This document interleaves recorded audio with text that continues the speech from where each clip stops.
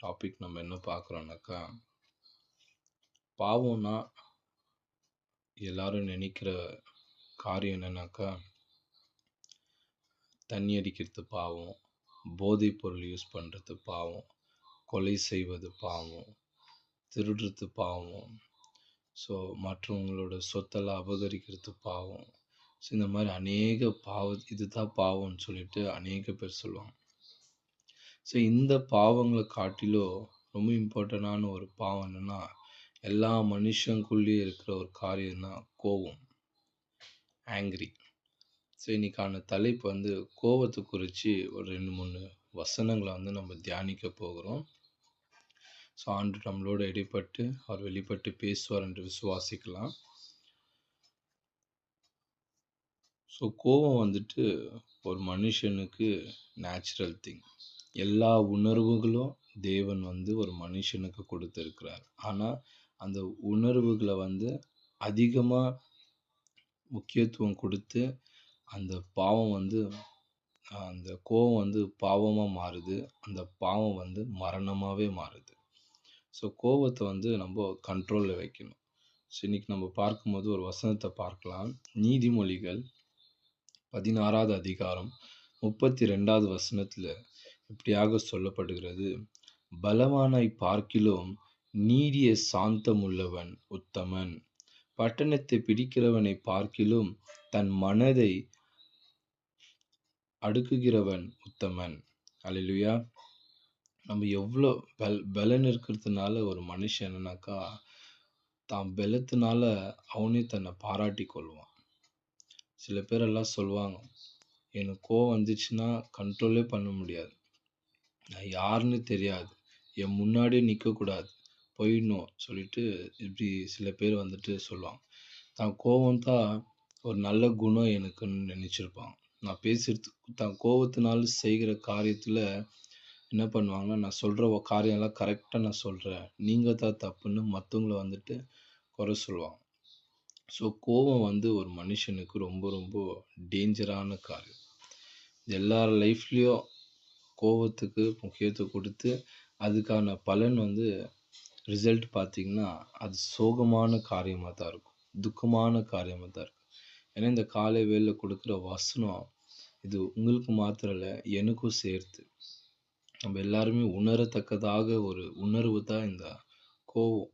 நம்ம அதை எவ்வளோ கட்டுப்பாட்டத்தில் நம்ம வச்சுக்கொள்கிறோமோ, எவ்வளோ நம்ம கண்ட்ரோலில் வைக்கிறோமோ, அவ்வளோவும் நம்மளுக்கு வந்துட்டு அடுத்த காரியங்களை நம்ம செய்யும் போது நம்மளுக்கு மன சாந்தமும் பொறுமையும் நிதானமும் நம்மளுக்கு தேவன் கொடுக்க உதவி வல்லவராக இருக்கிறார். அப்போ இந்த வசனத்தில் என்ன சொல்லுன்னா, பலவானை பார்க்கிலும், நம்மக்கிட்ட கோவம் வரும்போது நம்மளோட பலத்தை நம்ம காட்டக்கூடாது. நிறைய பேர் பார்த்திங்கன்னா குடும்பத்தில் அடிச்சிடுவாங்க.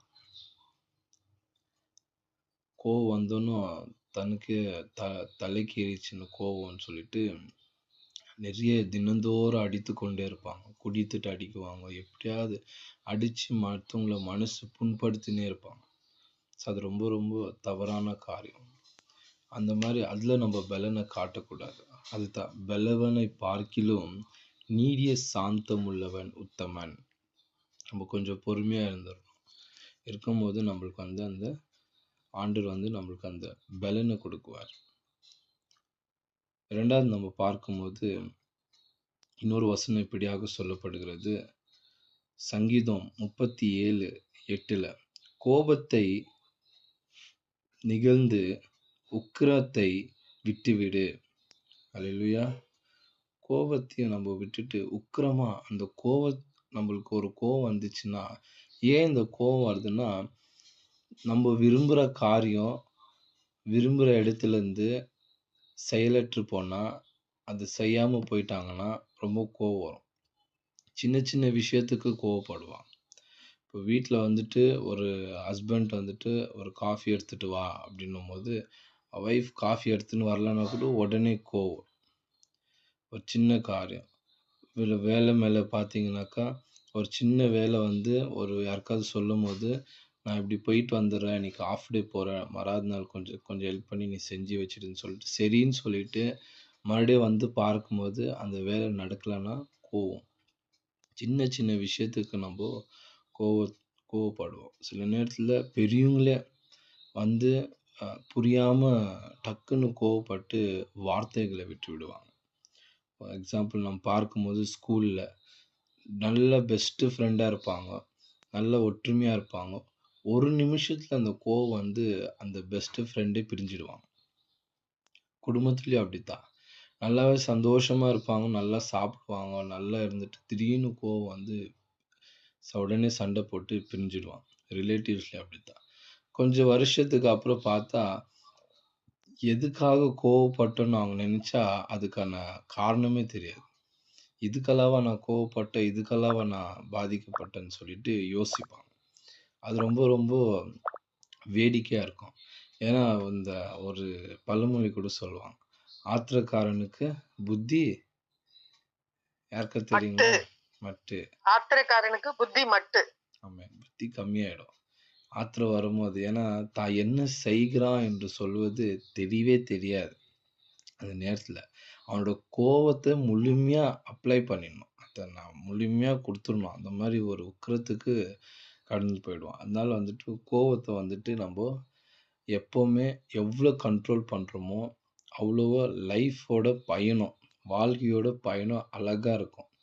நம்ம கோவப்பட்டுனே இருந்தா, நம்ம நேசிக்கிறவங்க கூட நம்மள விட்டுட்டு போயிடுவாங்க. அதுக்கப்புறம் நம்ம உட்காந்துன்னு பொலம்புவோம். நம்மள யாருமே புரிஞ்சுக்கல. நான் இது சொல்ல வந்தா அத புரிஞ்சுக்கல. நான் இத செய்ய வந்தா அத புரிஞ்சுக்கலாங்க. எல்லாரும் என் மேல கோவப்படுறாங்கன்னு சொல்லுவோம். ஆனா மனுஷன் கோவப்பட்டா அவன் பேசுவான். ஆனா கடைசில என்னன்னாக்கா, தனக்கு தானே உட்கார்ந்து பொலம்பிக் கொண்டிருப்பான். என்ன யாரும் புரிஞ்சுக்கல. என் மேல கோவப்படுறாங்க. என்ன பிடிக்காம போது. என்ன தப்பா சொல்றாங்க. அப்படின்னு தனக்கு தானே பொலம்பிக் கொள்வான். இந்த கோவத்திலே 3வது மனுஷன் மூலியமா வர கோவம் எதுனாக்கா, ஒரு மனுஷனுக்கு கோவம் வரும்போது, அவன பார்த்து பாராட்டுவாங்களாம் சில பேர். மனுஷங்கனால உண்டாக்கப்படுகிற கோவம். அந்த மனுஷங்க எப்படி சொல்லுவாங்கன்னா, "அவன் ஒரு வீரன்பா.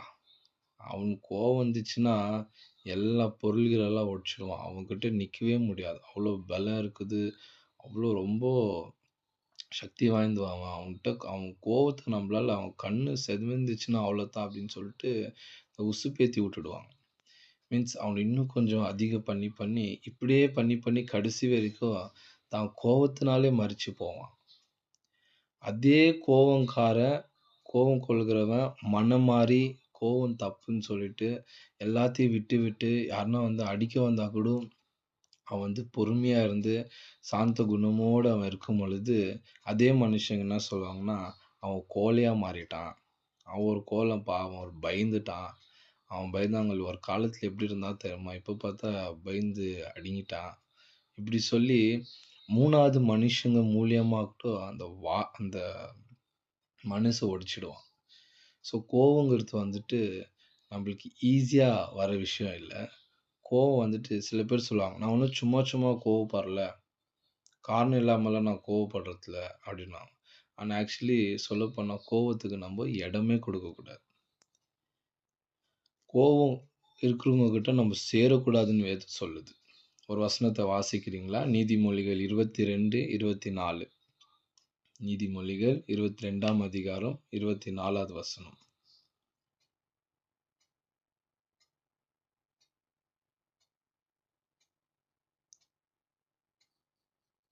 Proverbs 22 chapter 24 verses. நீதிமொழிகள்.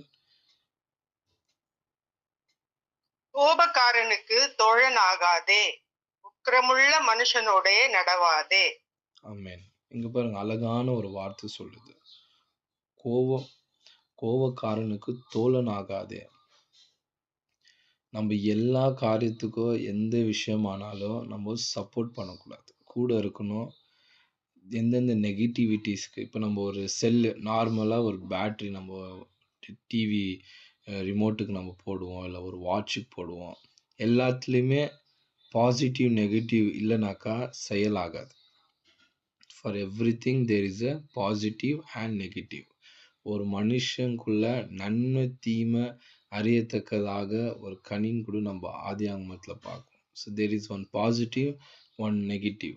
நம்ம என்ன பண்ணோம்னாக்கா, மற்றவங்களுக்கு போயிட்டு எதனா ஒரு பண உதவியோ, இல்ல ஒரு ஆறுதலோ, இல்ல ஏதோ ஒரு நன்மை செஞ்சுட்டு வருவோம்.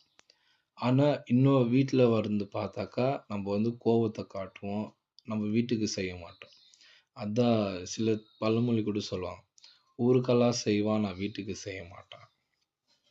சில பாசிட்டிவ் திங்ஸ், நெகட்டிவ் திங்ஸ் வந்து என்ன பண்ணும்னா, ஒரு மனுஷன ரொம்ப குழப்பி விட்டுடும். எவ்ளோ பாசிட்டிவா இருக்கணும், எவ்ளோ நெகட்டிவா இருக்கணும் ரொம்ப முக்கியம்.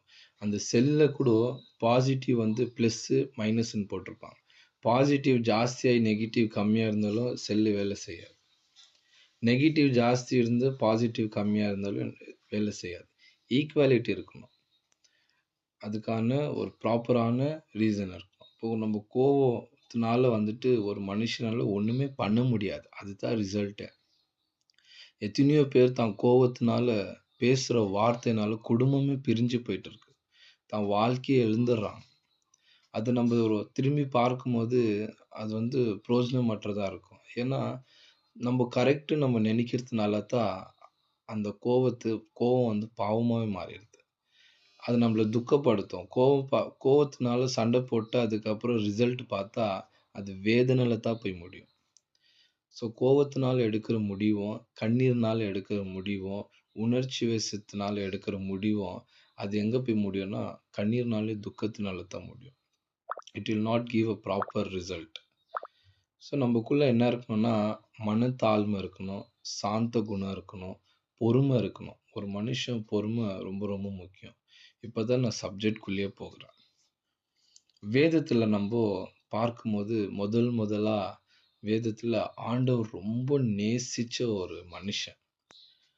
ரொம்பனா ரொம்ப பாசம் வச்சு, அந்த குணத்த, அந்த ஆக்டிவிட்டீஸு, அந்த இருதயத்த பார்த்து ரொம்ப சந்தோஷப்பட்டார். நம்ப இப்போ சின்ன பசங்க வந்துட்டு வீட்ல இருக்கிறாங்க. குழந்தையா இருப்பாங்க. அவங்கள எல்லாம் வளர்த்துறீங்க.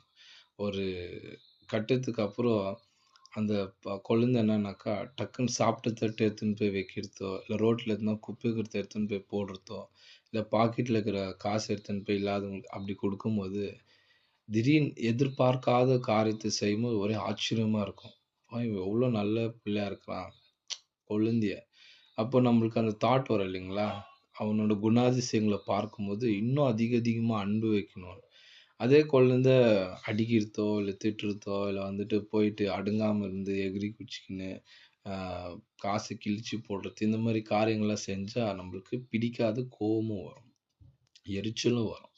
ஸோ, அப்போ இங்க வேதத்துல ஆதியாகமத்திலேயே கீழ்ப்படிஞ்சு ரொம்ப ஆண்டவர ரொம்ப அதிகமா நேசிச்ச ஒரு மனுஷன் யாருன்னு பார்த்தீங்கன்னா, யாருன்னா கெஸ் பண்ண முடியுங்களா?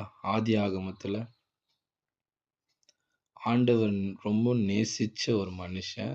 ஆண்டவர் இன்னும் அதிகமா நேசிச்ச ஒரு மனுஷன். யாராவது கெஸ் பண்ணி சொல்றீங்களா? பரவால்ல அன்மியூட் பண்ணி சொல்லுங்க. மெத்தூசலா. யாரு? மெத்தூசலா. இல்ல. கரெக்ட்டா சொல்லுங்க பார்க்கலாம். பேரு? யாரு? ஆபேல். ஆபேல். Very good. ஆதியாகமத்துல ஆதாம், ஏவாளுக்கு அப்புறமா ஆண்டவர் ரொம்ப அதிகமா நேசிச்ச ஒரு மனுஷன்னா ஆபேல். ஏன்னா, அந்த மனுஷன் வந்து அவ்ளோ அன்பு குடுத்திருக்கிற அந்த ஆடுகள மேய்க்கும்போது, அவ்ளோ அன்பு அந்த ஆடுங்க மேல வைத்து, அழகா நேசிச்சு தேவனுக்கு நன்றி சொல்லி, குடுத்த பணிய சாந்தமும், பொறுமையாக அவன் வந்து அழகா கைக்கொண்டு அவன் வந்து அத வளர்த்துக் கொண்டிருந்தானாம். அதுதான் ஆண்டவர் சொல்றார். ஆ காணிக்கை எடுத்துட்டு வந்து கொடுக்கும்போது, ஆதாமோட காணிக்கையும் ஆதாமோட காணிக்கைய ஏற்றுக்கொண்டார். ஆனா காயின் அப்படி இல்ல. காயினுக்குள்ள என்னன்னாக்கா, அ முந்திக்கணும்னு ரொம்ப எல்லாமே அவன் எடுத்துக்கிண்டு, ஏதோ ஒண்ணு கொஞ்சம் வந்து ஆண்டவர் குடுக்கும்போது, அது கூட பலனில்லாத ஒரு காரியத்தை செய்றான். அதுதான் ஆண்டவர் சொல்றார். ஆதியாகமம் 4 அதிகாரம் 5, 6ல நம்ம வாசிக்கும்போது, காயினையும் அவன் காணிக்கையும் அவர் அங்கீகரிக்கவில்லை. அல்லேலூயா! நம்மள ஒருத்தர் நேசிக்கிறவங்கன்னா கூட, ஃபர்ஸ்ட்டு அவங்கள நம்ம அங்கீகரிக்கணும். இப்போ ஒரு கெஸ்ட் வராங்க. காலிங் பெல் தட்டுறாங்க. நீங்க அந்த ஜன்னல் வழியாவோ, இல்ல அந்த கதவுல இருக்கிற அந்த கண்ணாடி வழியா நீங்க பார்க்கும்போது, ஒரு மனுஷன் வராங்க. அந்த மனுஷன் உங்களுக்கு ரொம்ப பிடிச்சு இருந்தா, நீங்க என்ன பண்றீங்க, நீங்க கதவு திறந்து நீங்க முதலாவது அந்த மனுஷனை ஏற்றுக்கொண்டா தான், அந்த மனுஷன் உள்ள பிரவேசித்து வர முடியும். அதுக்கப்புறம் அந்த மனுஷன் கொண்டு வந்த கனிகளையோ, இல்ல ஸ்வீட் ஏதாவது இருந்தா, அத நீங்க ஏற்றுக்கொள்ள முடியும். அதே தான் இங்கேயும் நடக்குது.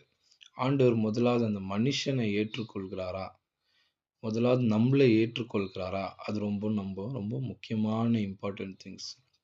நம்ம வந்துட்டு பைபிள் எடுத்துக்கின்னு என்னத்த பாட்டு நம்ம பாடினாலோ, ஜெபித்தாலோ, சபையில போய் முழங்காலிட்டு என்ன காரியங்கள் செய்தாலோ, ஆண்டவரே எனக்கு இப்படி செய்யுங்கப்பா, என்னை ஆசீர்வதிங்க, என்னை தொடுங்க. நம்ம அநேக காரியங்கள் தேவனிடத்துல விண்ணப்பம் பண்ணாலுமே, முதலாவது ஆண்டவர் நம்மளை ஏற்றுக்கொள்கிறாரா? அதுல வந்து நம்ப கவனமா இருக்கணும். அவருக்கு பிரியமான காரியத்த நம்ம செய்யணும். இப்ப ஆண்டவர் அங்க சொல்றாரு, காயினையும் அவன் காணிக்கையையும் அவர் அங்கீகரிக்கவில்லை. அப்பொழுது காயீனுக்கு மிகவும் எரிச்சல் உண்டாகி, அவன் மிகுந்த அவன் முகநாடி வேறுபட்டது. இங்க பாருங்க. அங்க என்ன ஆகுதுன்னா, காணிக்கையோ காயினும் ஏற்றுக்கொள்ளவில்லை. அவனுடைய காணிக்கையை ஏற்றுக்கொள்ளாம இருக்கும்போது, அவனுக்குள்ள அப்படி ஒரு எரிச்சல் வருது. அப்படி கோவம் வருது. யார் மேல? ஆண்டவர் மேலயே அப்படி கோவப்படுறான். அப்படி எரிச்சல் அவனுக்கு வந்துட்டு அவனால கண்ட்ரோல் பண்ண முடியல. ஏன்னா, அவனோட காணிக்கை அவனையும் ஏற்றுக்கொள்ளவில்லை ஆண்டவர், காணிக்கையை ஏற்றுக்கொள்ளவில்லை. அப்படி பண்ணும்போது அவனோட உக்கிரமாக மாறுது அவனோட கோவம். முகமே மாறுது. ஆண்டவர் பார்க்கிறாரு. ஆனா ஆண்டவர் தான் படிச்சாரு மனுஷன். ஒரு செகண்ட்ல அவரு வந்து டிஸ்ட்ராய் பண்ணிடலாம். ஆனா, அவரு பொறுமையும், மனசாந்தம் உள்ளவரா இருக்கிறார். அங்க ஆண்டவர் சொல்றாரு அப்போ, அவனோட முகத்த பார்க்கும்போது ஆண்டவர் கண்டுபிடிச்சுட்டாரு. அந்த கோவங்களும், அந்த முகமும் பார்த்து, அந்த எரிச்சல பார்த்து ஆண்டவர் சொல்றாரு 6வது வசனத்துல, அப்பொழுது கர்த்தர் காயீனை நோக்கி, "உனக்கு ஏன் எரிச்சல் உண்டாயிற்றுன்றார் ஆண்டவர். உனக்கு ஏன் இவ்ளோ கோவம் வருது? உனக்கு ஏன் இவ்ளோ எரிச்சல் வருது?" ஆண்டவர், "உன் முகநாடி ஏன் வேறுபட்டது?" அந்த வசனத்த நீங்க தொடர்ந்து வாசிச்சுன்னு போனீங்கன்னா, அவ்ளோ ஆண்டவர் அழகா எக்ஸ்பிளைன் பண்ணுவார். ஒரு மனுஷன் புரிந்து கொள்கிற அளவுக்கு எக்ஸ்பிளைன் பண்ணாரு. ஆனா காயின் என்ன செஞ்சாரு தெரியுமா? அந்த கோவத்தினால, எரிச்சத்தினாலும் தான் சொந்த தம்பிய கொன்றுட்டார். கொன்னு போட்டார். அதுதான் முதலாவது அந்த வேதத்துல பார்க்கும்போது, பிசாசுக்கு முதல் பேர் என்ன எழுதப்பட்டிருக்குன்னா, தந்திரக்காரன். தந்திரமாக பேசி ஏவாளிடத்துல பேசுறான் அவன். என்ன சொல்றான்? இந்த கனியை சாப்பிட்டா நன்மை தீமை அறியத்தக்கதா கண்கள் திறக்கப்படும்ன்றான். கண்கள் திறக்கப்படணும். அதே மாதிரி சாப்பிடுறவங்க அதே வேத வசனம் சொல்லுது. கனிகளை சாப்பிட்ட பிறகு அவங்க கண்கள் திறக்கப்பட்டது என்று சொல்லி. நெகட்டிவ் திங்ஸ் எல்லாமே அவன் வந்து இன்ஜெக்ட் பண்றான். ஒரு மனுஷனுக்குள்ள ஆண்டு கொடுத்த உணர்வுகளை ஆண்டவருக்கு ஏன் எல்லா உணர்வும் கொடுத்திருக்கிறாருன்னா, அந்தந்த நேரத்துக்கு அதை பயன்படுத்த செய்வார். ஆனா நம்ம முந்திக் கொள்கிற காரியம் தான் பாவமா மாறுது. ஆண்டவர் எது செய்யாதுன்னும் போது அதை வந்துட்டு செய்வது தான் முந்திக் கொண்டு அந்த பாவம். அதே பிசாசு காயினிடத்துல பேசுறான். உன் தம்பியை நீ கொன்னுடு. இனிமேட்டு அவன் வந்து அவனோட முகத்தை உன்னால பார்க்க முடியாது. சரீரத்தை பார்க்க முடியாது. அந்த எண்ணங்கள், அந்த அந்த சிந்தனைகளை கொடுக்கும் பொழுது, உக்கிர கோவத்தினால அவன் போயிட்டு என்ன செய்றான்னா, பாவம் செய்றான். அதான் வேதம் சொல்லுது. கோபம் கொண்டாலும் பாவம் செய்யாதிருங்கள் என்று சொல்லி. நம்ம பார்க்கும்போது, நம்மளுக்கு வந்து கோவம் வந்து ஒரு மனுஷனோட வாழ்க்கைய மாத்திவிடும். நிறைய பேர் வாழ்க்கைய இழந்திருக்காங்க. ஸோ இந்த காலை வேளையில தேவன் நம்மளுக்கு கொடுக்கிற ஒரு நல்ல ஒரு குணத்த இந்த காலை வேளைன்னா, பொறுமையும் நிதானத்தையும். நம்ம ஆண்டவர்ட்ட கேட்கலாம். ஆண்டவரே, நான் செய்கிற கோவம் இது என்னையும் நான் சேர்த்து சொல்றேன். என்னையும் நான் உணர்ந்து சொல்றேன். இன்னும் சில காரியங்கள் செய்யும்போது, செஞ்சு முடிஞ்சிட்ட பிறகு தான் நம்மளுக்கு அந்த தாட் வரும். ஐயோ! நான் இப்படி செஞ்சிருக்க கூடாது. நான் இப்படி சொல்லியிருக்க கூடாது. நம்ம இப்படி பண்ணியிருக்க கூடாதுன்னு. அது எந்த மாரி மனுஷன் இருந்தாலும் சரி. அது வந்து சின்ன பையன்ல இருக்கட்டும், இல்ல வாலிப வயசு இருக்கட்டும், இல்ல ஒரு ஊழியக்காரர் கூட இருக்கட்டும். கோவம் வரும்பொழுது என்ன ஆயிடும்னாக்கா, தான் சொல்றது கரெக்ட்டுன்னு தாட் வந்துரும். நம்ம செய்யும்போது செயல் வந்து நான் சரியா செய்றேன். ஆனா நம்ம கோவத்தினால எப்பவுமே முடிவு எடுக்கக்கூடாது. எந்த டிசிஷனும் கோவத்தினால எடுக்கக்கூடாது. எந்த டிசிஷனும் எமோஷனல்னால எடுக்கக்கூடாது. எந்த ஒரு தீர்மானமும் கண்ணீரோட இருக்கும்போது நம்ம அழுந்துன்னு இருப்போம். ஏன்னா இந்த மாரி நேரத்துல தான் பிசாசு நம்மகிட்ட பேசுவான்.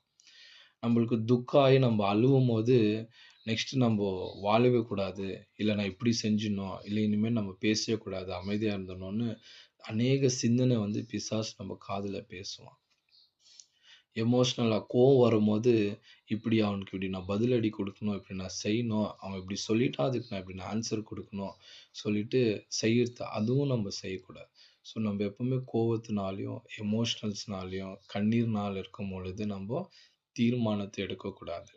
ஸோ இங்கே காயினை பார்க்கும்போது அப்படித்தான், எரிச்சல்னால கோவத்தினால அவன் தீர்மானம் எடுக்கும்போது அது மரணத்தில் போய் முடியுது. மற்றவங்க ரத்தத்திற்கு நம்ம பலியா இருக்கக்கூடாது. ஸோ இந்த காலை வேளை நம்மக்கிட்ட ஒருவேளை அந்த குணம் இருந்தா ஆண்டவர்கிட்ட நம்ம ஒப்பு கொடுப்போமா? இந்த காலை வேளையில், ஆண்டவரே நான் கோவப்படுறேன்ப்பா, நான் ஜெபிக்கிறேன், நான் பாட்டு பாடுறேன், நான் துதிக்கிறேன், நான் உங்களோட வசனத்தை தியானிக்கிறேன், நான் நேசிக்கிறேன். ஆனால் சில நேரத்தில் வந்து என்னால் கண்ட்ரோல் பண்ண முடியாத அந்த கோவம் வருது, அந்த எரிச்சல் என்னிடத்துலேருந்து எடுத்து போடுங்கப்பான்னு சொல்லிட்டு இந்த காலை வேளை நம்ம அர்ப்பணிக்கும் போது ஆண்டவர் நிச்சயமாக அந்த குணத்தை எடுத்து போடுவார். வேண்டாத அந்த குணங்களெல்லாம் எடுத்து போடுவார். நம்ம வந்துட்டு வெறும் வெளிப்படுகிற நம்ம இதுக்கு முன்னாடி நான் ஒரு சப்ஜெக்ட் எடுத்துட்டு இருந்தேன் நேசன் ஜெபத்தில். என்னன்னா, நம்மளோட பாவம் வந்து விதையா இல்லை மரமா அப்படின்னு சொல்லிட்டு, வேரா விதையான்னு சொல்லிட்டு நம்ம பார்த்தோம். நம்ம மரம் வெளியே வந்து அழகா தோன்றும், கனி எல்லாம் அது காணக்கூடிய ஒரு காட்சியா இருக்கு. அதெல்லாம் அது என்ன மாதிரி பாவம் குறிக்கும்னா, இந்த ஸ்மோக்கிங்கு, இந்த பான் பராக்கு, இந்த கெட்ட வார்த்தைங்கோ, இந்த மாதிரி எல்லாம் வெளிப்பட்டு பேசுகிற மனுஷன் நம்ம ஈஸியாக தெரிஞ்சிடும். அவன் வந்து ஒரு குடிக்காரன், அவன் ஒரு ஸ்மோக்கர், அவன் வந்து கெட்ட வார்த்தை பேசுகிறவன், அவன் வந்து குடும்பத்து தாய் தகப்பனுக்கு கனப்படுத்தாதவன், இதெல்லாம் நம்ம கண்ணுக்கு பார்க்கறதுனால அது ஒரு மரம். நம்ம மரத்தை எப்படி பார்க்குறோம், அதுபோல் அந்த குணாதிசயங்களை பார்க்கும். ஆனால் அதை காட்டிலும் ரொம்ப டேஞ்சரான பாவம் வந்து இந்த வேர். அது எவ்வளோ லென்த்தாக வளர்ந்துருக்குதுன்னு தெரியாது, எப்படி எந்தெந்த ரூட்டில் போயிருக்குன்னு தெரியாது. அது வந்து அந்த வேரானது எதுனா நம்ம இருதயத்துக்குள்ளே வளர்கிற பாவம். நம்ம இருதயத்துக்குள்ளே இருக்கிற கசப்பு, நம்ம இருதயத்துக்குள்ளே இருக்கிற குறும்பு, கோபம், வளர்ச்சி, இதெல்லாம் நமக்குள்ளே எவ்வளோ வளர்ந்துருக்குதுன்னு நம்மளுக்கு தெரியாது. நம்ம கேரக்டர் மாறிச்சுனா, நான் எனக்கு கோவமே பட மாட்டேன்னு சொன்னால் கூட ஒரு நாள் அந்த கோவம் வரும். ஏன்னா நீங்கள் எவ்வளோ தான் மேலே இருக்கிற மரத்தை வெட்டி போட்டாலும், ஒரு மனுஷன் குடியோ இல்லை எல்லா பழக்கத்தை விட்டு போட்டாலும் அது மரம் கட்டாயிடும். ஆனால் உள்ளே இருக்கிற வேரை வெட்டவே முடியாது. வெட்டிட்டாலும் அது ஏதாவது ஒரு இடத்துல அங்கங்கே கொஞ்சம் கொஞ்சம் இருந்தே இருக்கும். அதே போல தான் நமக்குள்ளே இருக்கிற குணாதிசயம் மரணம் வரைக்கும் நம்மக்கிட்ட அந்த ஹேபிட் இருக்கும். ஆனால் நம்ம எவ்வளோ கண்ட்ரோலில் வைக்கிறோம், அது ரொம்ப ரொம்ப இம்பார்ட்டண்ட். காலை வேளை ஜெபிக்கலாமா? நம்ம ஒப்பு கொடுக்கலாமா? ஆண்டவரே, எனக்குள்ள அந்த கோவம் இருந்தா இந்த நாளில் ராஜா நான் அர்ப்பணிக்கிறேன். அந்த கோவத்தை எடுத்து போடுங்கப்பா. கோவத்தினால செய்த சில காரியங்கள் ராஜா, அது எனக்கு ரொம்ப துக்கமாயிட்டு இருக்குது, அது நீங்கள் சரி செய்யுங்கன்னு சொல்லி இந்த காலை வேளை ஒப்பு கொடுப்போமா? எல்லா கண்களையும் மூடி நம்ம ஜெபிக்கலாம். இந்த காலை வேளை ஒப்பு கொடுங்க. ஒரு நிமிஷமா நம்ம எல்லாவற்றையும் உணர்ந்து ஒப்பு கொடுங்க. நம்ம செய்த கோவத்தினால நம்ம செஞ்சிருப்போம். கோவம் கண்டிப்பாக ஒரு மனுஷனுக்கு தினந்தோறும் வர பழக்கமாக கூட இருக்கும். நல்லா யோசிச்சு பாருங்க. ஒப்பு கொடுங்க இந்த காலை வேளை. நான் இனி கோவப்படக்கூடாது ஆண்டவரே, எனக்கு உதவி செய்யுங்க, ஹெல்ப் மீ, எனக்கு உதவி செய்யுங்க இந்த காலை வேளைன்னு சொல்லிட்டு ஒப்பு கொடுங்க. ஜெபிக்கலாமா? எங்களை அதிகமாக நேசிக்கிற எங்கள் அன்பின் தகப்பனே, ஆண்டவரே, இந்த காலை வேளையில் ராஜா நீர் வெளிப்படுத்தின வார்த்தைக்காக உமக்கு நன்றி செலுத்துகிறோம் தகப்பனே. ஆண்டவரே, நாங்கள் செய்த கோவத்தினால் தகப்பனே அநேக மீறுதல்களோ ராஜா, துக்கங்களோ தகப்பனே, எல்லா காரியங்களும் தகப்பனே உமக்கு விரோதமாக நாங்கள் செய்து விட்டோம் ராஜா. அழகான குடும்பத்தை நீங்கள் கொடுத்துருக்கிறீங்க தகப்பனே. ஆனால் எங்கள் கோவத்தினாலேயே நாங்கள் குடும்பத்தை பிரிஞ்சுக்கிறோம் ராஜா. நாங்கள் ஒன்றா தான் இருக்கிறோம், ஆனால் எங்களோட மனசு தகப்பனே வேறு வேறாக இருக்குது. நாங்கள் வேலையில் ஒன்றா இருக்கிறோம் ராஜா, ஆனால் கோவத்தினால சும்மா வார்த்தைனாலும் நாங்கள் பேசுகிறோம், ஆனால் உள்ளுக்குள்ளே அந்த மனுஷங்க மேலே கோபமாக இருக்கிறோம் தகப்பனே. அப்படியெல்லாம் இல்லாதபடிக்கு தகப்பனே, இந்த காலை வேளையில் ராஜா ஆண்டவரே புது உணர்வு தாங்கப்பா, சமாதானத்தை தாங்க ராஜா. இனி எங்களுக்கு கோபம் வராதபடி எங்களை நாங்கள் அர்ப்பணிக்கிறோம் தகப்பனே. இது உதவி செய்யுங்க ராஜா. இது நீங்கள் இடைப்பட்டு பேசினீர் தகப்பனே, நாங்கள் அர்ப்பணிக்கிறோம் தகப்பனே. நீர் உதவி செய்வீராக. நீர் உதவி செய்வீராக தகப்பனே. இதுவரைக்கும் யார்கிட்டயாவது நாங்க கோவப்பட்டு பேசாம இருந்தா ராஜா, இந்த நாள் எங்களுக்கு மன்னிக்கிற குணத்த தாங்க. உடனே அவங்களுக்கு ஃபோன் செஞ்சோ, இல்ல நேரடியாவோ போய் அவங்க கிட்ட மன்னிப்பு கேட்டு மறுபடியுமாக அவங்க கிட்ட பேசத்தக்கதாக உதவி செய்யுங்க ராஜா. என்கிட்ட வந்து உம்மை போல நாங்க மாற நீர் கிருபை செய்யுங்க தகப்பனே. என்னோட சுய இஷ்டத்தின்படி இல்லாதபடிக்கு ராஜா, உமக்கு பிரியமான காரியத்தை செய்ய எனக்கு கற்றுக் கொடுங்க ராஜா. ஆண்டவரே, உம்மை தொழுது கொள்கிற நான் தகப்பனே, உம்மை பின்பற்றுகிற நான் ராஜா, உம்மை போல குணாதிசயங்கள் இருக்கணும் தகப்பனே. நீர் உதவி செய்வீராக, பாதுகாத்து கொண்டு வழி நடத்துவீராக. ஒப்பு கொடுத்த ஒவ்வொரு இருதயத்தை நீர் கண்ணோக்கி பாருங்க ராஜா. நீர் தேற்றுவீராக தகப்பனே. அவங்க என்ன ஆப்போசிட்ல பர்சன்ட் என்ன நம்மளுக்கு விரோதமா செஞ்சிருந்தாலும் அதை மன்னிக்கத்தக்கதாக இந்த காலை வேளை உதவி செய்வீராக. எல்லா துதிகன மகிமை உமக்கே செலுத்துகிறாப்பா. நீர் அப்படி எடுத்து விட்டீர் என்று விசுவாசிக்கிறோம். எல்லா கெட்ட குணங்களை எடுத்து விட்டீர் என்று விசுவாசிக்கிறோம்ப்பா. கசப்புகள் எடுத்து விட்டீர் என்று விசுவாசிக்கிறோம்ப்பா. நீரே வழி நடத்தி கொடுப்பீராக. இயேசுவின் நாமத்தில் ஜெபிக்கிற நல்ல பிதாவே. ஆமென். ஆமென். Praise the Lord. Thank you.